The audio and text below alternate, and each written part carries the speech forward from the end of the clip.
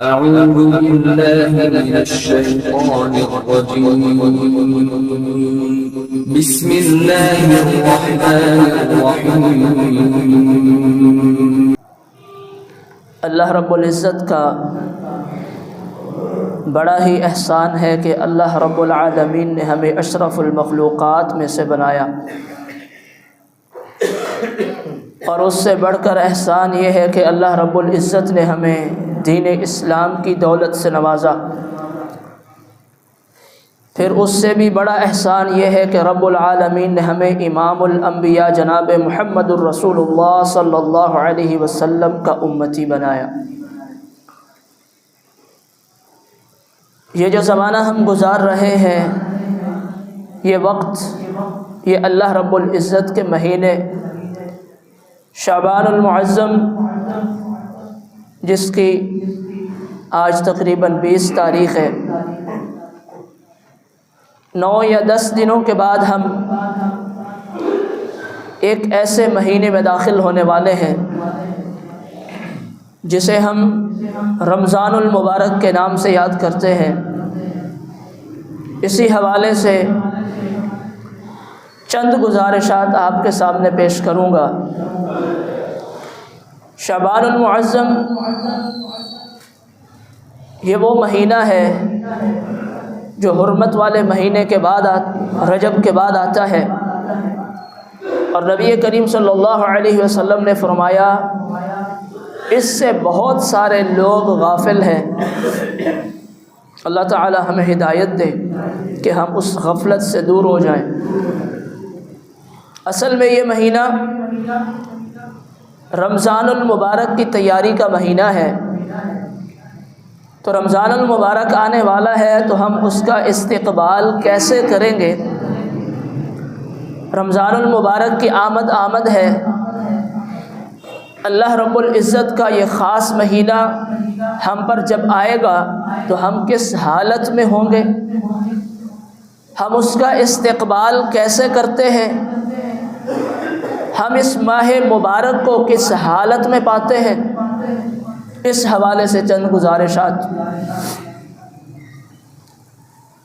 سب سے پہلے تو ہمیں اس بات کا علم ہونا چاہیے جو مہمان ہمارے پاس آنے والا ہے وہ کتنا عظیم ہے، اس کی عظمت کتنی ہے۔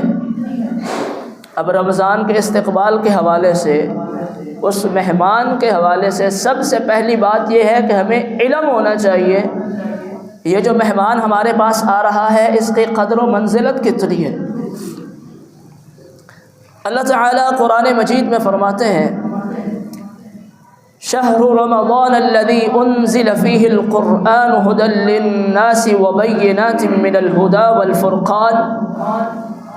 رمضان المبارک کی عظمت، اس کی فضیلت یہ ہے کہ رب العالمین نے آسمانی کتابوں میں سے آخری کتاب قرآن مجید کا نزول اسی رمضان المبارک میں فرمایا۔ یہ وہ مہینہ ہے جس میں اللہ رب العزت نے نبی کریم صلی اللہ علیہ وسلم کے قلب اطہر پہ قرآن مجید کا نزول شروع کیا۔ یہ وہ مہینہ ہے جس میں باقی آسمانی کتابیں بھی اسی مہینے میں نازل کی گئی۔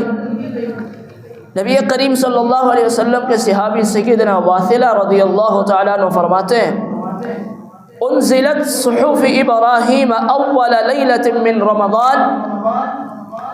اللہ تعالیٰ نے ابراہیم علیہ السلام پہ جو صحیفے نازل کیے وہ رمضان المبارک کی پہلی رات تھی جب وہ صحیفے نازل ہوئے۔ وَأُنزِلَتِ التَّوْرَاةُ لِسِتٍّ مَّضِينَ مِن رَمَضان۔ اور عیسیٰ علیہ السلام پہ جب تورات کا، موسیٰ علیہ السلام پہ جب تورات کا نزول ہوا تو اس وقت رمضان المبارک کی 6 راتیں گزر چکی تھی، یعنی رمضان المبارک کی 7ویں رات موسیٰ علیہ السلام کو تورات دی گئی۔ وَأُنزِلَ الْإِنْجِيلُ ل13 من لَيْلَةٍ خَلَتْ۔ اور جب عیسیٰ علیہ السلام کو انجیل دی گئی تو اس وقت رمضان المبارک کی 13 راتیں گزر چکی تھی۔ وَأُنزِلَ الزُّبُورُ ل18 خَلَتْ مِن رمضان، اور جب داؤد علیہ السلام کو زبور عطا کی گئی تو اس وقت رمضان المبارک کی 18 راتیں گزر چکی تھی۔ وَأُنزِلَ الْقُرْآنُ ل24 خَلَتْ مِن رمضان، اور جب قرآن مجید کا نزول ہوا تو اس وقت رمضان المبارک کی 24 راتیں گزر چکی تھی، اور 25ویں رات اللہ رب العزت نے جناب محمد الرسول اللہ صلی اللہ علیہ وسلم کو یہ تحفہ دیا۔ معلوم ہوا کہ آسمانی کتابیں جتنی بھی ہیں اور جو مشہور و معروف ہیں، معتبر ہیں، ان میں سے قرآن مجید بھی ہے جو ہمارے لیے ہدایت بن کے آیا ہے، رحمت بن کے آیا ہے، وہ قرآن مجید بھی رمضان المبارک کے اندر نازل ہوا۔ اس کا نزول رمضان المبارک میں شروع ہوا۔ تو یہ اتنی عظمت والا مہینہ ہے، جب اللہ رب العزت نے اپنے احکامات اتارے تو اس ماہ مبارک کے اندر اتارے۔ نبی کریم صلی اللہ علیہ وسلم رمضان المبارک کی فضیلت بیان کرتے ہوئے صحابہ کو کہتے ہیں، اتاکم شہر مبارک، تمہارے پاس ایک بابرکت مہینہ آیا ہے، فرض اللہ عز وجل علیکم صیاما، اللہ رب العزت نے اس ماہ مبارک کے روزے تم پہ فرض کر دیے۔ تفتح فیہ ابواب السماء، یہ ایسا مہینہ ہے جس میں آسمان کے دروازے کھول دیے جاتے ہیں۔ تفتح فیہ ابواب الجنہ، جنت کے دروازے کھول دیے جاتے ہیں۔ وتغلق فیہ ابواب الجحیم، اور جہنم کے دروازے بند کر دیے جاتے ہیں۔ وتغل فیہ مردۃ الشیاطین والجن، اللہ رب العزت سرکش شیطانوں کو اور جنوں کو اس ماہ مبارک میں جکڑ دیتے ہیں۔ للہ فیہ لیلۃ خیر من الف شہر، اللہ رب العزت نے اس مہینے میں ایک ایسی رات رکھی ہے جو رات 1000 مہینوں سے بھی افضل۔ من حرم خیرہا، جو بندہ اس رات کی خیر سے، اس رات کی بھلائیوں سے محروم ہو گیا، فقد حرم، تو یقیناً وہ محروم ہی رہے گا۔ تو یہ وہ مہینہ آنے والا ہے جس کے اندر ایک رات 1000 مہینوں کی عبادت سے افضل۔ یہ وہ مہینہ ہے جس میں اللہ رب العزت نے ابن آدم کے لیے کیے ہوئے اعمال کا اجر ڈبل سے لے کر 700 گنا تک بڑھا دیا ہے۔ تو ہمیں معلوم ہوا کہ یہ وہ مہینہ ہے جس میں تمام آسمانی کتابیں نازل ہوئی، پہلی کتابیں نازل ہوئی، اللہ کے احکامات اس میں ہوئے۔ فیہا یفرق کل امر حکیم، اور اس میں اللہ رب العزت نے ایک ایسی رات رکھی ہے جس رات میں ہر محکم کام کا فیصلہ کیا جاتا ہے۔ ہمیں علم ہو گیا کہ یہ بڑی عظمت والا مہینہ ہمارے پاس آنے والا ہے۔ اب ہم نے اس کا استقبال کیسے کرنا ہے؟ سب سے پہلی بات تو یہ ہے کہ اللہ رب العزت نے اس کا استقبال خود ہی فرما دیا ہے۔ رمضان المبارک کا استقبال اللہ رب العزت نے پورے پروٹوکول کے ساتھ رکھا ہے۔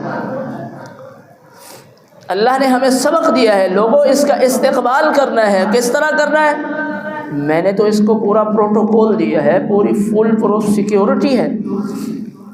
اللہ رب العزت نے رمضان المبارک جب بھیجا تو سرکش شیطان اور جنوں کو جکڑ دیتا ہے۔ یہ پہلا استقبال، اللہ رب العزت نے اپنا مہمان بھیجا ہے، اور اس کے استقبال میں، اس کے پروٹوکول میں، اس کے سیکیورٹی میں اللہ رب العزت نے شیطانوں کو، جنوں کو، سرکش جنوں کو جکڑ دیا۔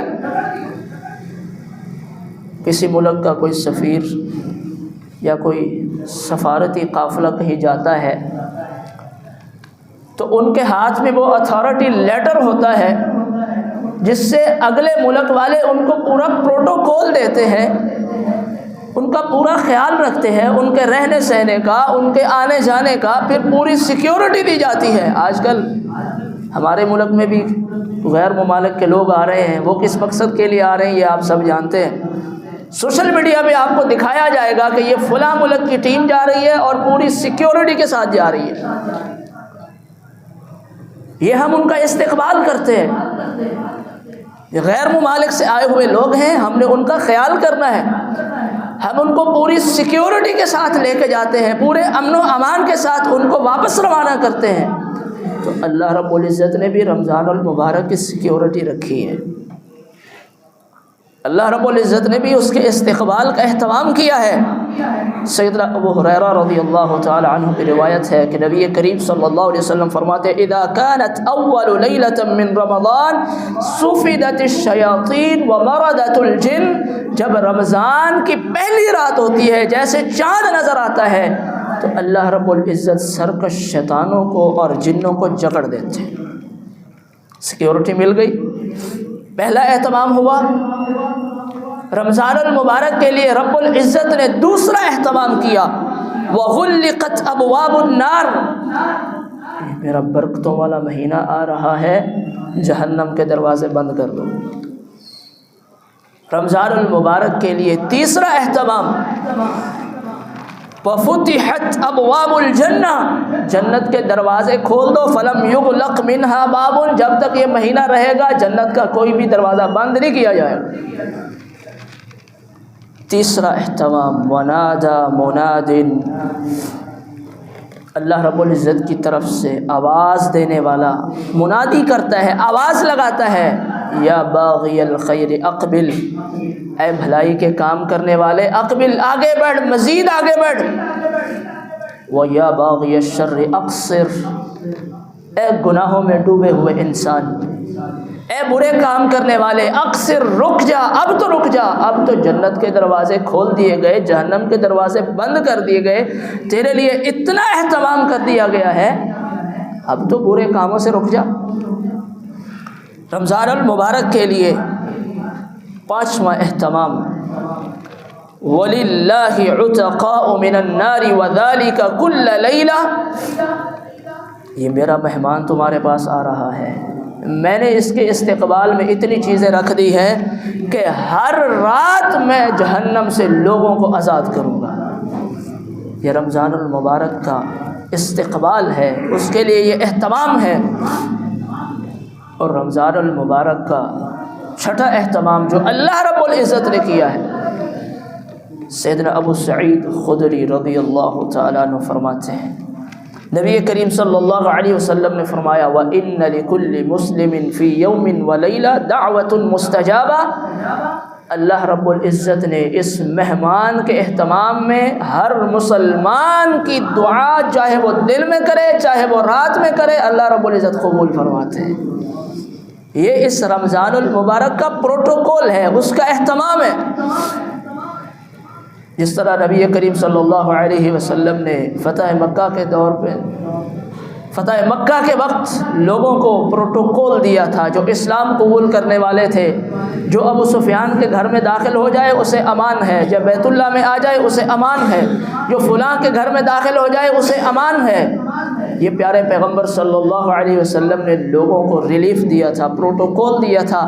اللہ رب العزت نے بھی ہمیں یہ پروٹوکول دیا ہے اس رمضان المبارک کی وجہ سے۔ کوئی بندہ روزے کی حالت میں دعا کر رہا ہے، ظاہر ہے دن میں روزہ رکھے ہوئے ہیں، روزے کی حالت میں دعا کرے گا اللہ رب العزت رد نہیں فرمائیں گے، اور جو رات کو بھی دعا کرے گا تو اللہ رب العزت اس کی دعا قبول فرمائیں گے۔ رمضان المبارک کے استقبال میں ساتواں اہتمام، اللہ رب العزت انسان کے پچھلے گناہوں کو معاف کر دیتے ہیں۔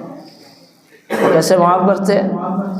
نبی کریم صلی اللہ علیہ وسلم کا فرمان مبارک ہے الصلوات الخمس والجمعۃ الى الجمعہ ورمضان الى رمضان مکفرات ما بینہن اذا اجتنب الکبائر، 5 نمازیں، ایک نماز سے دوسری نماز تک جتنے گناہ ہوتے ہیں اللہ معاف کر دیتے ہیں، شرط یہ ہے بندہ نمازی ہو اور وہ گناہ کبیرہ نہ ہو، مجتنب الکبائر، جو کبیرہ گناہوں سے بچتا ہے اللہ رب العزت اس کے صغیرہ گناہ معاف کر دیتے ہیں۔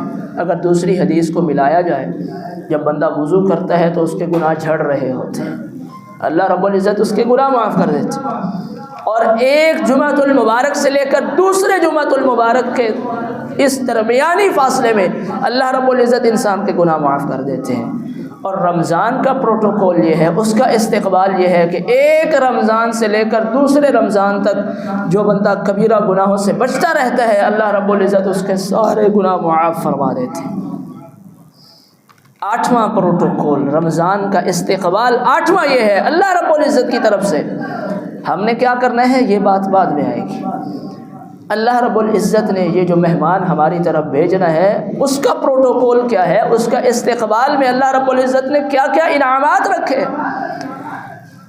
8واں اہتمام یہ ہے من قام رمضان ایمانا واحتسابا غفر له ما تقدم من ذنبه، جو بندہ رمضان المبارک میں قیام کرتا ہے، ایمان کی حالت میں کرتا ہے اور ثواب کی نیت سے کرتا ہے، اللہ رب العزت اس کے پچھلے سارے گناہ معاف کر دیتے ہیں۔ یہ رمضان المبارک کا پروٹوکول ہے، اس کا استقبال چاند دیکھنے کے ساتھ ہی قیام شروع ہو جاتا ہے۔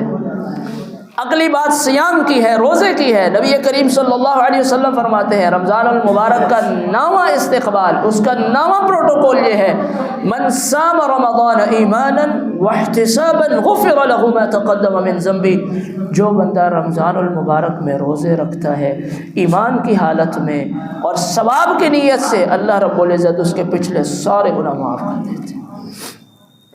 رمضان المبارک کا 10واں اہتمام، اس کا 10واں پروٹوکول، 10واں استقبال یہ ہے من قام لیلۃ القدر ایمانا واحتسابا غفر له ما تقدم من ذنبه، جو بندہ اس ماہ مبارک میں آنے والی لیلۃ القدر میں قیام کر لے اللہ رب العزت اس کے پچھلے سارے کے سارے گناہ معاف فرما دیتے ہیں۔ یہ رمضان کا پروٹوکول ہے، اس کا استقبال ہے، اس کے فضائل ہیں۔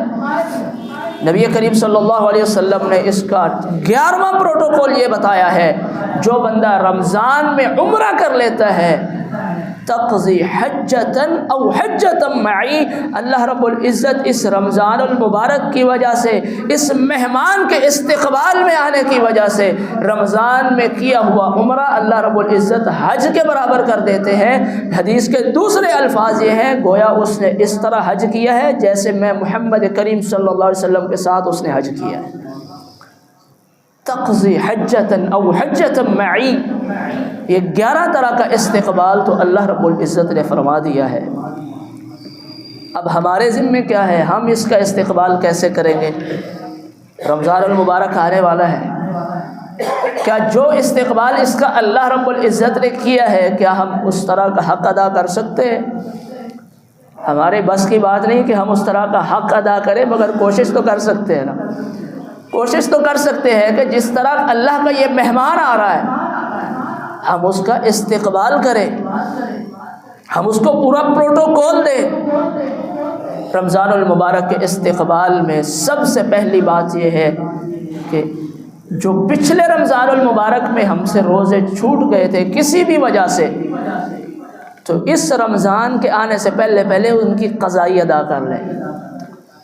امی عائشہ رضی اللہ تعالیٰ عنہ فرماتی ہیں کان یکون علی الصوم من رمضان فما استطیع ان اقضی الا فی شعبان، میرے اوپر جو رمضان کے روزے رہتے ہوتے تھے تو میں سارے سال میں مجھے وہ استطاعت نہیں ملتی تھی جتنی طاقت مجھے شعبان میں مل جاتی تھی، اور میں وہ روزے شعبان میں رکھا کرتی تھی۔ وجہ کیا ہے؟ نبی کریم صلی اللہ علیہ وسلم شعبان میں بہت زیادہ نفلی روزے رکھا کرتے تھے۔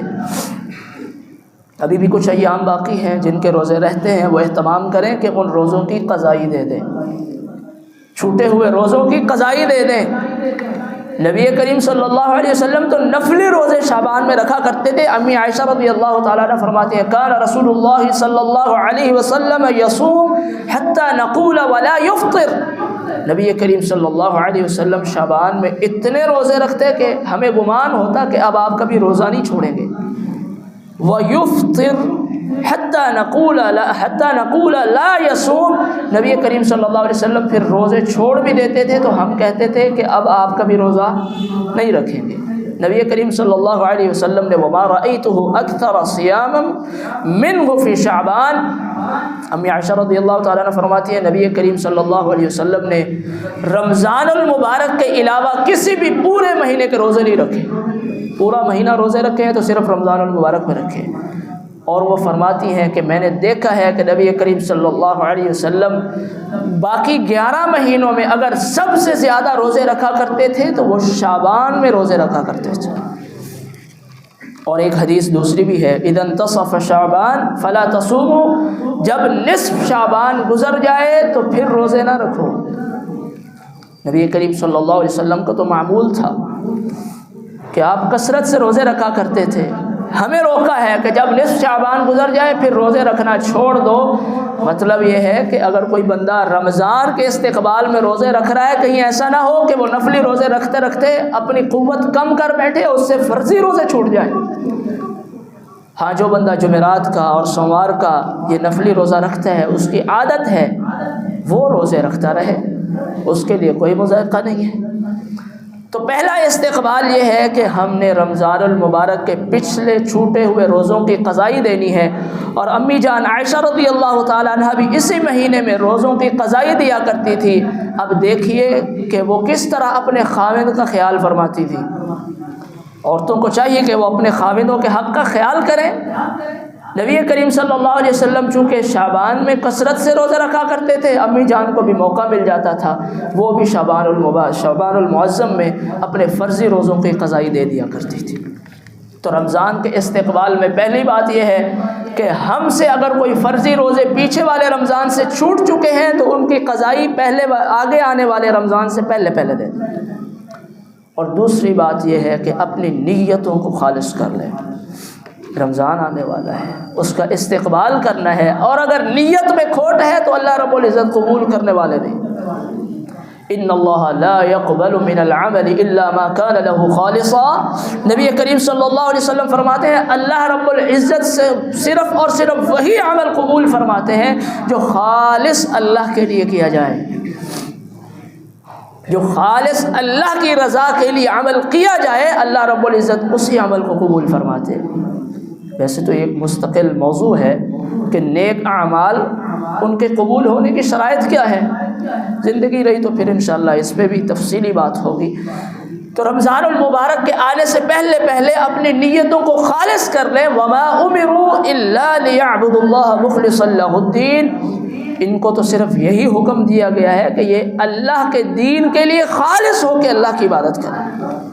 قل اللہ اعبد مخلصا له الدین، پیغمبر کریم صلی اللہ علیہ وسلم کو حکم ہوا کہ آپ لوگوں کو بتا دیں مجھے یہ حکم ہوا ہے کہ میں خالص اللہ کی عبادت کروں، اس کے دین کو خالص کر کے اللہ کی عبادت کروں۔ اور جس بندے کے دل میں اخلاص نہیں ہے، وہ کسی اور وجہ سے نیک عمل کر رہا ہے، تو اللہ رب العزت اس کا وہ عمل قبول فرمانے والے نہیں۔ نبی کریم صلی اللہ علیہ وسلم کا فرمان مبارک ہے، سیدنا جندب رضی اللہ تعالیٰ عنہ حدیث کے راوی ہے، من سمع سمع اللہ بہ ومن یرائی یرائی اللہ بہ، جو بندہ لوگوں کو سنانے کے لیے نیک عمل کرتا ہے، اللہ رب العزت قیامت کے دن لوگوں کو اس کے گناہ سنا کے اس کو ذلیل کریں گے۔ وَمَن يُرَائِي يُرَائِ اللَّهُ بِهِ، اور جو بندہ لوگوں کو دکھانے کے لیے عمل کرتا ہے، اس کی نیت خالص نہیں ہے، وہ اللہ کی رضا نہیں چاہتا، وہ لوگوں کو راضی کرنا چاہتا ہے، اللہ رب العزت قیامت کے دن اس کے اعمال لوگوں کو دکھائیں۔ اللہ تعالی محفوظ فرمائے۔ نبی کریم صلی اللہ علیہ وسلم کا فرمان ہے 3 لوگوں کو لایا جائے گا، بڑی نیکی والے کام ہیں۔ عالم کو لایا جائے گا، ہاں بھی بتاؤ علم کس لیے حاصل کیا تھا؟ یا ربی اے اللہ تیری رضا کے لیے۔ اللہ تعالیٰ فرمائے کذبتا، جھوٹ بولتا ہے، تو نے شہرت کے لیے علم حاصل کیا تھا کہ لوگ تجھے فلاں فلاں القاب سے پکارے، قد یقال، وہ بات کر دی گئی ہے، فلیس عندی شیء، اب تیرے لیے میرے پاس کوئی چیز نہیں ہے۔ فرشتوں کو حکم ہوگا اسے جہنم میں پھینک دو۔ کیوں؟ اس نے عمل اللہ کے لیے نہیں کیا تھا، لوگوں کے لیے کیا تھا۔ دوسرا مجاہد کو لایا جائے گا، بڑی بہادری کے ساتھ تو نے جہاد کیا تھا، اللہ کے رسول تیری رضا، اے اللہ تعالیٰ تیری رضا کے لیے کیا تھا؟ نبی کریم صلی اللہ علیہ وسلم فرماتے ہیں اللہ تعالیٰ اس کو فرمائیں گے کذبتا، جھوٹ بولتا ہے۔ تو نے غزوہ اور جہاد اس لیے کیا تھا کہ تجھے بہادر اور شہید کہا جائے، تجھے کہہ دیا گیا ہے میرے پاس تیرے لیے اب کچھ نہیں ہے، اس کو جہنم میں پھینک۔ سخی کو لایا جائے گا، سخاوت کرنے والا، بڑا سخی، بڑی سخاوت کر رہا ہے۔ ہم رمضان المبارک میں سخاوت کرتے ہیں۔ اگر آپ نے سخاوت کی ہے، اگر آپ نے کسی کو راشن لے کے دیا ہے، اگر آپ نے اللہ کی رضا کے لیے کیا ہے، تو مجھے یہ بتائیں اس پیکٹ کے اوپر اپنا نام لکھوانے کی کیا ضرورت ہے؟ اگر اللہ کی رضا کے لیے کیا ہے تو اس غریب کو دیتے ہوئے ویڈیو اور تصاویر بنوانے کی کیا ضرورت ہے؟ نیت خالص نہیں ہے۔ اگر اللہ کو دکھانا ہے تو وہ رات کو بھی دیکھ رہا ہے، وہ صبح کو بھی دیکھ رہا ہے، پھر سوشل میڈیا پہ تجھے یہ پوسٹیں لگانے کی کیا ضرورت ہے کہ تو نے فلاں غریب کو صدقہ دیا ہے، میں نے فلاں کی مدد کی ہے، میں نے اتنا سا نیکی کا عمل کیا ہے۔ اگر دل میں یہ بات آ گئی نا کہ مجھے شہرت مل جائے، ذرا سی بھی یہ بات آ گئی تو اللہ رب العزت نے ایسا عمل قبول نہیں فرمانا۔ نیتوں کو خالص کرنا ہے، جو بھی عمل کرے خالص اللہ کی رضا کے لیے کرے، چاہے وہ رمضان المبارک میں کیا جانے والا کیوں نہ ہو۔ کچھ لوگ روزہ اس نیت سے رکھتے ہیں بازار سے کچھ ملنے والا تو نہیں ہے، اللہ تعالیٰ معاف فرمائے۔ اب ہمارے ملک میں یہ حال نہیں رہا کہ بازار سے کچھ نہ ملے، سب چیز مل جائے گی، سرے عام لوگ کھاتے پیتے آپ کو نظر آئیں گے۔ کوئی بندہ اس نیت سے روزہ رکھتا ہے کہ مجھے سارا دن تو کچھ نہیں ملے گا، چلے روزہ ہی رکھ لیتے ہیں، اگر اس نے اس نیت سے روزہ رکھا ہے، اس کی نیت اللہ کی رضا نہیں ہے، تو اللہ رب العزت اس کا رکھا ہوا وہ روزہ بھی قبول نہیں فرمائے گا۔ نیتوں کو خالص کرنا ہے، یہ رمضان کا استقبال ہے، وگرنہ ایسا عمل جو خالص اللہ کے لیے نہ کیا گیا ہو اللہ رب العزت قبول فرمانے والے نہیں۔ نبی کریم صلی اللہ علیہ وسلم کو بتایا گیا فلاں بندے نے ہجرت کی ہے، اس وجہ سے کی ہے، اس علاقے میں ایک عورت رہتی ہے، اس سے یہ نکاح کرنا چاہتا ہے۔ کہا انما الاعمال بالنیات لکل امرئ ما نوى فمن كانت هجرته الى الله ورسوله فهجرته الى الله ورسوله، جو بندہ اللہ کے لیے، اللہ کے رسول کے لیے ہجرت کرے گا تو اس کی ہجرت قابل قبول ہے۔ ومن كانت هجرته الى دنیا، جو دنیا کے لیے ہجرت کرے تو دنیا اسے مل جائے گی، او امرأة ينكحها، یا کوئی کسی عورت کے لیے ہجرت کر رہا ہے تو وہ اس سے نکاح کر لے گا۔ فمن كانت هجرته الى ما هاجر الیہ، جو بندہ جس چیز کی طرف ہجرت کر رہا ہے اسے وہی چیز ملنے والی ہے۔ اب ہجرت کا ثواب پتہ ہے کتنا ہے؟ اپنے علاقے کو چھوڑ کے جانا عام بات، آسان بات نہیں ہے۔ ہجرت کا ثواب یہ ہے جو بندہ دین اسلام کے لیے ہجرت کرتا ہے، الہجرت یہدم ما کان قبلہ، اللہ اس کے پچھلے گناہ معاف کر دیتے ہیں۔ تو جو بندہ کس نیت سے ہجرت کر رہا ہے اسے پھر وہ ہجرت کا ثواب ملنے والا نہیں ہے۔ تو ہم نے رمضان المبارک سے پہلے اپنی نیتوں کو خالص کرنا ہے، یہ رمضان کا استقبال۔ رمضان کے استقبال میں تیسری بات، اپنے دلوں کی صفائی کر لیں، اس کی صفائی کا اہتمام کریں۔ اللہ کا مہمان آنے والا ہے، اگر ہمارا دل ہی صاف نہ ہو، رمضان المبارک کوئی نظر آنے والی چیز تو نہیں ہے، یہ وہ چیز ہے جس نے دل میں جگہ پکڑ لی ہے، جس کا احترام انسان کے دل میں ہوتا ہے، اگر وہ جگہ ہی صاف نہیں۔ ہمارے علاقے ڈیرہ غازی خان کوٹ چھوٹا کے علاقے میں پاکستان کے وزیر اعظم تشریف لانے والے ہیں، 22 تاریخ کو، شاید کل ان کا جلسہ ہے۔ تو راستے میں آتے ہوئے میں نے دیکھا ہے یہ ایک ملک کا وزیر اعظم ہے اور اس کی کابینہ ہے، اس دنیا دار انسان کے لیے، ایک پاکستانی وزیر اعظم کے لیے جگہیں صاف کی جا رہی ہیں۔ ٹھیک ہے، ملک کا سربراہ ہے، ہونا چاہیے، اس کے لیے نئی سڑکیں بنائی جا رہی ہیں، اہتمام ہے، ہونا چاہیے۔ مثال دے کے سمجھانا یہ چاہتا ہوں، اگر ایک دنیا دار انسان ہے، وہ کسی ملک کا بڑا ہے، وہ آ رہا ہے تو ہم اس کے لیے اتنا اہتمام کر رہے ہیں، چاہے وہ سرکاری سطح پہ ہے یا نجی سطح پہ، جیسے بھی ہے، اس کے لیے اتنا اہتمام ہو رہا ہے، دور دور تک صفائیاں کی جا رہی ہیں، سیکیورٹی دی جا رہی ہے، سارے معاملات دیکھے جا رہے ہیں، ہو سکتا ہے کل وہاں پہ سگنل بھی نہ ہو۔ اور ہم اپنی مثال لے لیں، یہ تو ملکی سطح پہ بات تھی، اگر ہمارے گھر میں کوئی مہمان آنے والا ہو اور ہمیں اس کی پہلے سے خبر مل جائے کہ فلاں شخصیت ہمارے گھر کچھ روز گزارنے کے لیے آ رہی ہے، تو اس کے لیے اہتمام کیا جائے گا، کمرہ تیار کیا جائے گا، صفائی ستھرائی کا خیال۔ اللہ تعالیٰ استاد محترم کو صحت اور ایمان والی لمبی زندگی عطا فرمائے۔ جب ہم کلیۃ القرآن میں پڑھا کرتے تھے، میں بھی ایک چھوٹا سا طالب علم تھا وہاں پہ، جب وہ صفائی کرتے تھے نا تو صفائی کرواتے تھے بچوں سے یا انتظامیہ سے، صفائی کرنے والے لوگ صفائی کرتے تھے، وہ خود آ کے وزٹ کیا کرتے تھے اور دیکھتے تھے کہ صفائی کیسی ہے، وہ یوں ہاتھ لگاتے تھے جگہوں پہ، یہ دیکھو یہ دھول کس وجہ سے ہے۔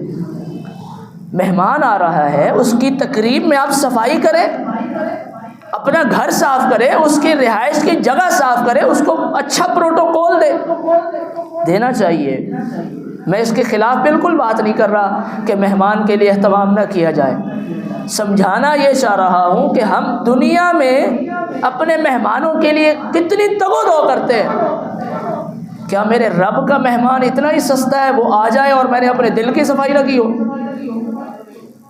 کیا یہ دنیا دار مہمانوں سے اتنا ہی گیا گزرا ہے کہ یہ مہمان اللہ کا آ جائے اور میرے دل میں کینہ بھی بھرا ہوا ہے، بغض بھی بھرا ہوا ہے، گالیاں بھی بھری ہوئی ہیں اور لوگوں کے خلاف حسد بھرا ہوا ہے؟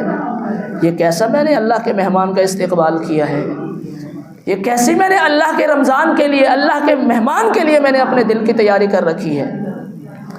رمضان المبارک کے استقبال میں تیسری بات یاد کر لے کہ ہم نے اپنے دلوں کو صاف کرنا ہے۔ کس طرح صاف کرنا ہے؟ سیدنا عبداللہ ابن مسعود رضی اللہ تعالیٰ عنہ سے کسی نے پوچھا کیف تستقبلون رمضان، کہ آپ رمضان المبارک کا استقبال کیسے کرتے ہیں؟ عبداللہ ابن مسعود رضی اللہ تعالیٰ عنہ فرمانے لگے ما كان احدنا يجرأ على استقبال هلال رمضان وفي قلبه ذرة حقد على اخيه المسلم، ہم میں سے کوئی بندہ اتنی جرت کر ہی نہیں سکتا کہ وہ رمضان المبارک کے چاند کا استقبال اس حالت میں کرے اس کے دل میں کسی مسلمان کے لیے کوئی بغض بھرا ہوا۔ یہ ہے دلوں کی صفائی۔ رمضان المبارک نے یہاں پہ جگہ لینی ہے، روزہ کوئی نظر آنے والا نہیں ہے، اس نے دل میں جگہ لینی ہے۔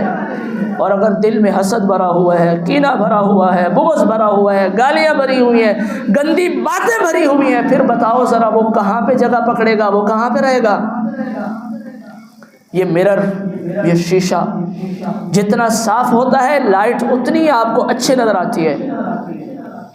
پیچھے آپ چاہے 200 واٹ والا بڑے سے بڑا بلب لگا دیں، اگر آپ کی آگے والی اسکرین وہ شیشہ وہ صاف نہیں ہے، اس پہ دھبے لگے ہوئے ہیں، اس پہ گناہوں کے کالے سیاہ دھبے لگے ہوئے ہیں، اس پہ گالیاں لگی ہوئی ہیں، اس پہ آپ کا لوگوں کے خلاف بغض اور کینہ لگا ہوا ہے، تو بتائیں وہ ایمان کی روشنی اس شیشے کو کیسے کراس کر پائے گی؟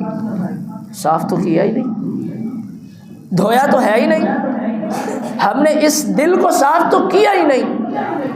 من کان فی قلبہ مثقال حبۃ من خردل من ایمان، جس بندے کے دل میں ذرا برابر بھی ایمان ہوگا وہ جنت میں چلا جائے گا۔ ہمارے دل میں ذرا برابر بھی اگر ایمان نہ رہا تو بتائیں رمضان المبارک پھر کہاں رہے گا؟ ہم نے اس کے استقبال میں اپنے دل کو صاف نہ کیا تو رمضان المبارک پھر کہاں رہے گا؟ اس نے کہاں پہ جگہ لینی ہے؟ نبی کریم صلی اللہ علیہ وسلم فرماتے ہیں سیدنا سعد رضی اللہ تعالیٰ عنہ کے بارے میں، صحابہ بیٹھے ہوئے ہیں مسجد نبوی میں، کہا لوگوں اس دروازے سے ایک بندہ داخل ہونے والا ہے جو جنتی ہے۔ اب یہ کیسے صحابی ہیں؟ 30 سال کی عمر میں مسلمان ہوئے اور 36 سال کی عمر میں ان کی وفات ہوگی، صرف 6 سال کا عرصہ انہوں نے اسلام کی حالت میں پایا ہے، 6 سال کا عرصہ اسلام کی حالت میں پایا ہے اور نبی کریم صلی اللہ علیہ وسلم اس کو جنت کی بشارت دے رہے ہیں۔ 3 دن تک ایسے چلتا رہا کہ اس دروازے سے جو بندہ داخل ہوگا وہ جنتی ہے۔ فَإِذَا هُوَ سَعْدُ بْنُ مُعَاذ رضی اللہ تعالیٰ، سعد بن معاذ رضی اللہ تعالیٰ عنہ داخل ہوتے، دائیں ہاتھ میں آپ کے وہ لاٹھی ہوتی، عصا ہوتا، اور بائیں ہاتھ میں آپ نے جوتے پکڑے ہوئے ہوتے، اور آپ کی داڑھی سے وضو کے وہ قطرات، پانی کے قطرات گر رہے ہوتے۔ نبی کریم صلی اللہ علیہ وسلم نے جنت کی بشارت دے دی۔ یہ وہ صحابی ہیں جب فوت ہوئے تو 70,000 فرشتوں نے ان کے جنازے میں شرکت کی ہے۔ 70,000 فرشتوں نے جنازے میں شرکت کی ہے. یہ وہ صحابی ہے اہتز عرش الرحمن لموت سعد بن معاذ. جب سعد بن معاذ کی موت ہوئی اللہ کا عرش بھی ہل اٹھا, اللہ کا عرش بھی جھوم اٹھا. اگر کوئی فوت ہوتا ہے تو ہم ایک دوسرے کو خبر دیتے ہیں, فون پہ اطلاع کی جاتی ہے, اعلان کیا جاتا ہے. یہ وہ ہستی ہے جس کے فوت ہونے کی اطلاع رب العالمین نے نبی کریم صلی اللہ علیہ وسلم کو وحی کے ذریعے دی. یہ وہ ہستی. وجہ کیا ہے؟ اتنے انعامات کیوں ملے, اتنے اعزازات کیوں ملے؟ یہ وہ ہستی ہے جس کو دنیا میں 3 مرتبہ ایک ہی بار جنت کی بشارت دی گئی. وجہ کیا ہے؟ عمل کیا ہے؟ صحابی نے پیچھا کیا, ان کے گھر ٹھہرے, دیکھتا ہوں کیا کرتا ہے, اتنے انعامات کیوں مل رہے ہیں. جب دیکھا تو اس کے پاس کوئی ایسا عمل نہیں ہے جو میں نہ کرتا ہوں. میں بھی نماز پڑھتا ہوں, یہ بھی پڑھتا ہے, میں بھی قیام کرتا ہوں, یہ بھی کرتا ہے. اللہ کے بندے بتاؤ تو صحیح, کون سا ایسا عمل کرتے ہو کہ نبی کریم صلی اللہ علیہ وسلم نے تمہیں جنت کی بشارت دے دی؟ اگر راز پوچھنا چاہتے ہو تو سنو, پھر 3 راز بتائے. لا اجد غلا لاحد من المسلمین. پہلا راز یہ ہے کہ میرا دل اتنا صاف ہے کہ میں نے کسی مسلمان کے بارے میں اس میں کینہ اور بغض نہیں رکھا. پہلا راز یہ ہے. دوسرا ولیس فی قلبہ غمر, اور میرے دل میں کسی مسلمان کے خلاف کوئی بغاوت اور کوئی کینہ بغض, کوئی گرہ نہیں ہے. جس طرح ہم گرہ لگا دیتے ہیں, بس اس کے ساتھ قطع تعلقی ہے, ختم ہے. دین اسلام کی بنیاد پہ اگر ہے تو ٹھیک ہے, اگر ویسے کوئی ذاتی مفاد کی بنا پہ ہے تو اللہ تعالیٰ ایسے بندے کے اعمال قبول کرنے والے نہیں. کہا میرے دل میں کسی مسلمان کے خلاف کینہ نہیں ہے, میرے دل میں کسی مسلمان کے خلاف کوئی گرہ بھی نہیں لگی ہوئی. لا حسد علی احد علی شیء اعطاہ اللہ ایاہ, اور میرے دل میں کسی کے خلاف اللہ نے حسد بھی نہیں رکھا کہ اللہ نے اس کو مال دیا ہے مجھے کیوں نہیں دیا. یہ 3 صفات میرے اندر ہے جو میں نے اپنے دل میں رکھی ہوئی ہیں. اب اس بندے کا دل کتنا صاف ہے, نہ کینہ ہے, نہ بغض ہے, نہ حسد ہے. نبی کریم صلی اللہ علیہ وسلم نے دنیا میں ہی جنت کی بشارتیں دے دی ہیں. اب بتائیے کہ رمضان المبارک کے آنے سے پہلے ہم نے اپنا دل صاف کیا ہے؟ کیا ہم نے اس کا استقبال کرتے ہوئے اس کی صفائی کی ہے؟ پھر ایسا ہوتا ہے, کہا جاتا ہے کہ شیطان تو بند ہیں, ان کو تو جکڑ دیا گیا ہے, پھر بھی انسان گناہ کیوں کرتے ہیں؟ یہ گناہ اس وجہ سے کرتے ہیں کیونکہ انہوں نے رمضان کے استقبال میں اس کی صفائی نہیں کی, اس کو صاف نہیں کیا کہ ایمان کا نور اس دل میں ٹھہر جائے, اس دل کو صاف نہیں کیا کہ روزے کی لذت اس دل میں ٹھہر جائے. انہوں نے اس دل کو صاف نہیں کیا کہ قرآن کی لذت اور قرآن کا سرور اس دل میں ٹھہر جائے. اس وجہ سے یہ گناہوں پہ ڈٹے ہوئے ہیں.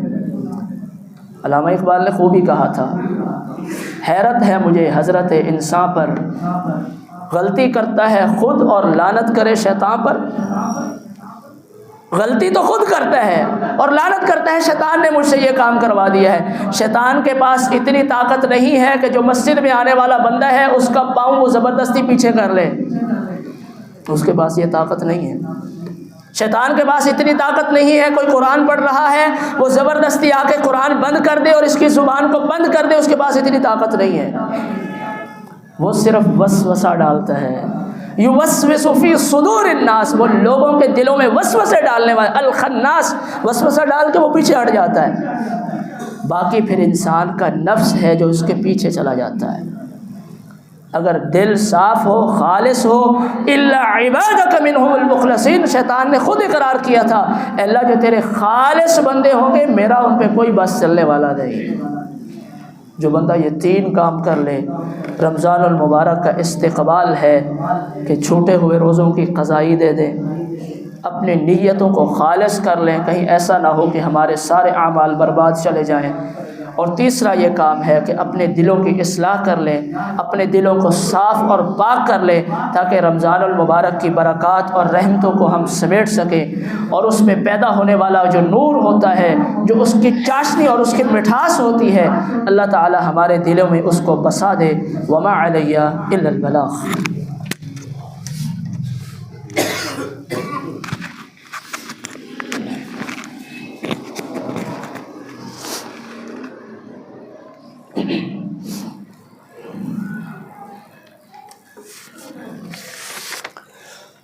استقبال رمضان کے حوالے سے تربیتی اور اصلاحی ایک نشست 23 فروری بروز اتوار بعد نماز مغرب بمقام مرکز دارالحدیث محمدیہ جھنگ موڑ میں جس کا انعقاد کیا جائے گا۔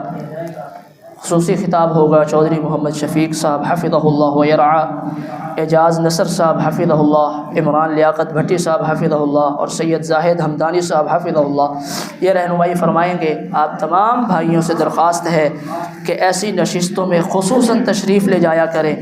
یہ ایسی محفلیں ہوتی ہیں جن میں اللہ رب العزت کے فرشتے تشریف لاتے ہیں، اللہ کی رحمتوں کا نزول ہوتا ہے، اللہ کے فرشتے آتے ہیں، وحفتہم الملائکہ فرشتے ڈھانپ لیتے ہیں، وغشیتہم الرحمہ اللہ کی رحمت ڈھانپ لیتی ہے، ونزلت علیہم السکینہ اللہ تعالیٰ کی طرف سے ایسے لوگوں پہ سکون نازل ہوتا ہے۔ تو ایسی محفلیں اور مواقع کہیں بھی ملتے ہیں تو وہاں پہ شرکت ضرور کیا کریں۔ اللہ تعالیٰ ہمیں بھی جانے کی توفیق دے۔ ان الحمد لله نحمده ونستعينه ونستغفره ونعوذ بالله من شرور انفسنا وسيئات اعمالنا من يهده الله فلا مضل له ومن يضلل فلا هادي له واشهد ان لا اله الا الله وحده لا شريك له واشهد ان محمدا عبده ورسوله اللهم صل على محمد وعلى ال محمد كما صليت على ابراهيم وعلى ال ابراهيم انك حميد مجيد اللهم بارك على محمد وعلى آل محمد كما باركت على إبراهيم وعلى آل إبراهيم إنك حميد مجيد ربنا ظلمنا أنفسنا وإن لم تغفر لنا وترحمنا لنكونن من الخاسرين ربنا آتنا في الدنيا حسنة وفي الآخرة حسنة وقنا عذاب النار اللهم أذهب البأس رب الناس واشف أنت الشافي لا شفاء إلا شفاؤك شفاء لا يغادر سقما ربنا افرغ علينا صبرا وثبت أقدامنا وانصرنا على القوم الكافرين